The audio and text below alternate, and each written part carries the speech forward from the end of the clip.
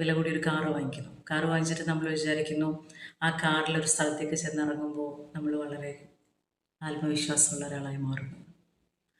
മറ്റുള്ളവരെ തെറ്റിദ്ധരിപ്പിക്കാനായിട്ടൊക്കെ നമുക്കങ്ങനെ ചിന്തിക്കാം.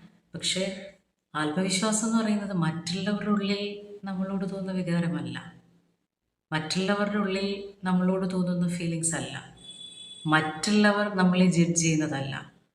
ആത്മവിശ്വാസം എന്ന് പറയുന്നത് നമുക്ക് നമ്മുടെ ഉള്ളിൽ തോന്നുന്ന കാര്യമാണ്. എത്രത്തോളം ഞാൻ എന്നെ അക്സെപ്റ്റ് ചെയ്യുന്നു, എത്രത്തോളം ഞാൻ എന്നിൽ വിശ്വസിക്കുന്നു, അതാണ് നമ്മുടെ ആത്മവിശ്വാസം. അത് മെറ്റീരിയലിസ്റ്റിക് തിങ്സിൽ കണക്റ്റഡ് അല്ല. നമ്മൾ ഉപയോഗിക്കുന്ന കാറോ, നമ്മൾ താമസിക്കുന്ന വീടോ, നമ്മൾ ധരിക്കുന്ന വില കൂടിയ ഡ്രസ്സോ, നമ്മൾ ഉപയോഗിക്കുന്ന വില കൂടിയ ഫോണോ, ഇതിനൊന്നും ഡിപ്പെൻഡ് ചെയ്തിരിക്കുന്നില്ല ആത്മവിശ്വാസം. ഇതൊന്നുമില്ലെങ്കിലും